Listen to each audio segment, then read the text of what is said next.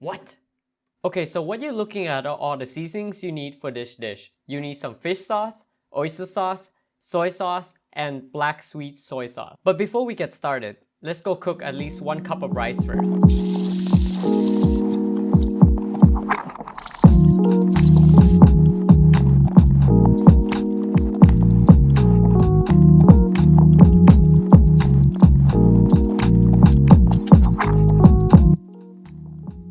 Hi, welcome to Inspire DIY. My name is Max, and today we're going to be making my ultimate sort of home comfort food, which is the Ka Prao or the holy basil stir fry. So today we're going to be using this ground turkey breast. You can use literally any sort of ground pork, ground meat, ground beef or ground chicken, whichever one works for you. I have tried this also with TVP, which is like the texturized like vegetable protein, and I've also tried this with tofu. I've tried this with a lot of different things, but it's really up to you of what choice of protein you want to add in. And I'll also be using, I pre-shopped this yesterday for the about half of medium-sized onion, and then we're going to be chopping some garlic, and I'll show you these two tools that I highly recommend you to use for the ultimate laziness, so you don't need to chop garlic every single time you use them. And I got I would recommend to use about maybe about one small or one half size of bell pepper. The reason why mine is like a miniature size is because I've grown them at home, and then I realized that it's also the end of the season, so I decided to harvest them early. So that's why they're not grown to their full size. And I couldn't find fresh chili anywhere for the past like 2 to 3 weeks or so. I actually wanted to use like fresh red chili, but I couldn't find any, so we're gonna be using some dry ones. It really depends on how spicy you want them. I don't particularly like spicy food that much, so I'm gonna be adding about 2 to 3 into the stir fry. And then we're gonna be using 1 large eggs, and that's for the sunny side eggs we're gonna be making on the side. So let's get started. So for the bell pepper, typically I would chop them a lot more fine than this, but since they're so tiny already that it's even hard to like try to cut something small if you have ever seen. So I'm just gonna cut this into a quarter for larger ones. But it's you can do it around this size, or you can do it smaller, or it's really up to you. So since they're so tiny, I couldn't be bothered to remove the seeds, but typically I would actually remove the seeds. And for the garlic here, I'm just going to be cutting off the ends of the garlic. Like that. I'm going to be using about 3 cloves of garlic. You can use more or less depending on if you like garlic or not. This one's already peeled off easily, but here I'm going to show you this tool, which is really cool. Sometimes I get really lazy to peel garlic, so it's perfect. So you put this into this tube. Maybe I'll search up on Amazon for the ones I bought, because I really recommended them. And then I'll link it below in the description. So you basically just roll them like that. There's also another technique where you can use 2 small stainless steel bowls, and then you can just shake them vigorously together, and then it'll peel off as well. Let's see how easy it is to peel the garlic. That will save you tons of time. And instead of even cutting them, I'm going to be using this. It came together with the whole set, so that's why I really like them. You can just press the garlic, and then you'll get a nice result of minced garlic without even having to put so much effort into it. So we're going to be moving over now to the frying pan, and let's get cooking. So I typically really don't like to put the range hood on high, but because I'm going to be stir frying, I kind of have to, because sometimes it triggers my smoke detector in the back, and then it's very annoying to like try to fan it out. Today I'm going to be using the grapeseed oil. You can use any sort of neutral taste oil you like. I wouldn't recommend using like something like olive oil to here. So experiment pressed canola oil, avocado oils is my favorite choice.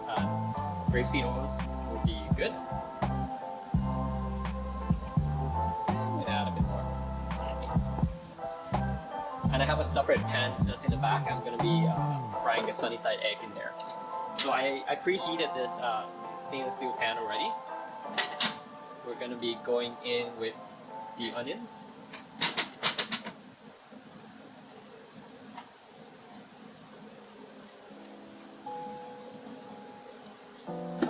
It looks like it's a little bit less than half of a medium-sized onion, but that's okay. You can use about half.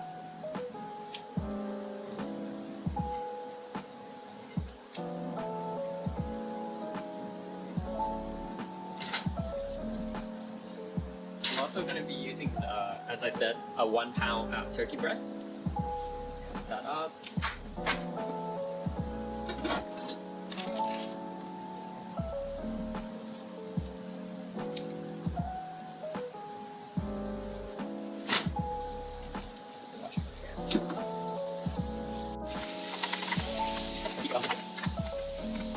We're also going to be pressing some garlic during this time while we're waiting.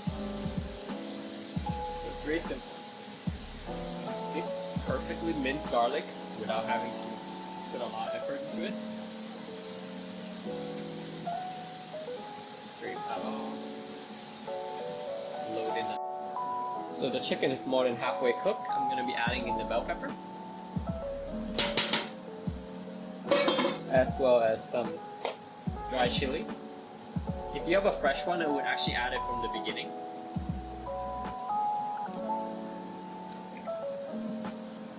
This is so tiny, so maybe I'll add a bit more.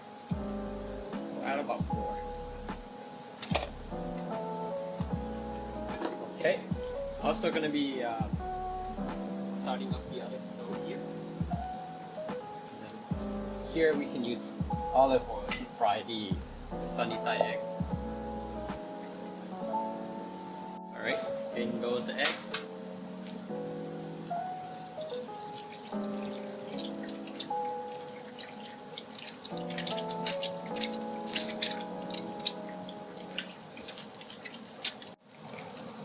So I noticed that in the Thai culture, we like to actually fry our sunny side eggs like really fried.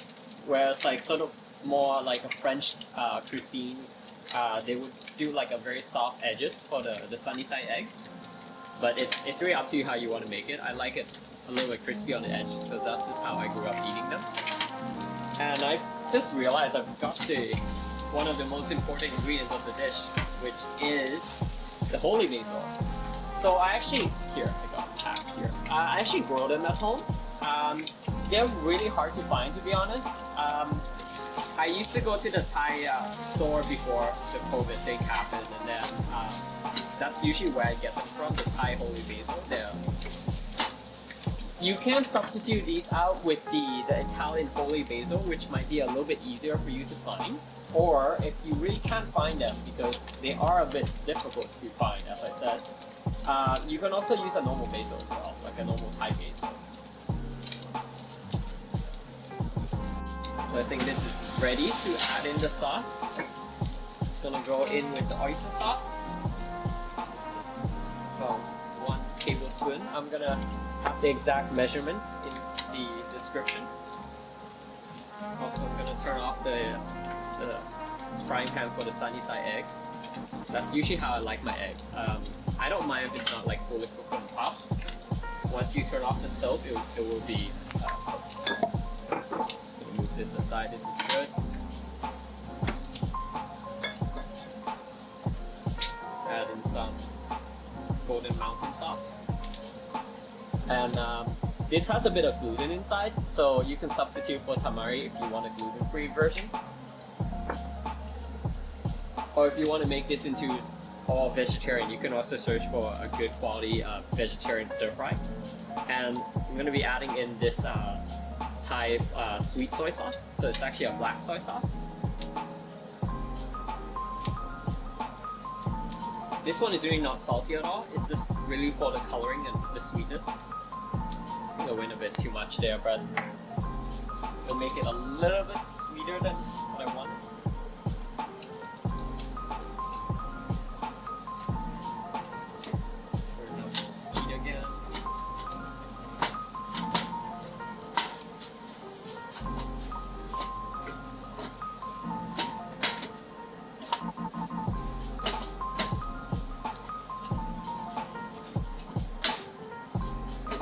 turn down the heat when I was adding the sauce so that it wouldn't burn the sauce or any of the ingredients that I added earlier.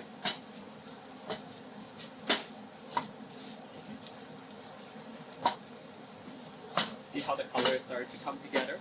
That is perfect.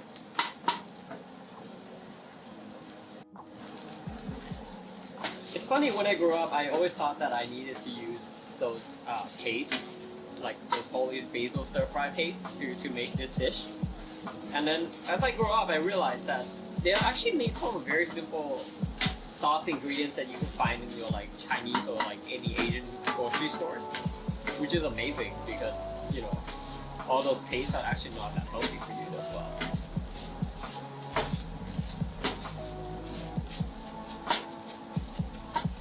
Break up all the big pieces of the chicken breast. Oh, sorry, the turkey breast. And then this really depends on how much you want to add in terms of the basil, but they're called holy basil stir fry dish for a reason. So I want to add in a handful of them. So I'm going to be adding in about this much, one handful of them. Because I grow them at home, so I pretty much have unlimited supply of these, you know, basil stir fry. I don't even bother chopping them because, you know, why add extra work for yourself? Just roughly split them, and then at this point you want to turn off the heat.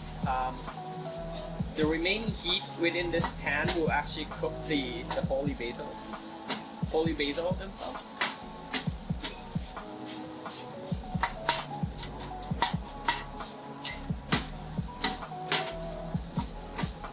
Okay, take it off the heat and let's get ready for plating. My Instant Pot takes around 20 minutes or so for it to come into pressure and then start cooking and dropping the pressure. But usually I leave it in there for around 5 more minutes so that the rice dries up a little bit. Here, I'm just going to add these in. I actually made this for 2 portions, so I might eat it more later. Every time I plate this, I always feel a bit hungry, so I'm going to add a bit more. And then we're just going to add this sunny side egg on top. Oh yeah. Perfect meal for lunch. So as you can see, this dish is really easy to make at home. If you have any questions regarding what ingredients you use or where to get them, just leave me a comment down below and then I'll try to help you with that. Thanks for watching.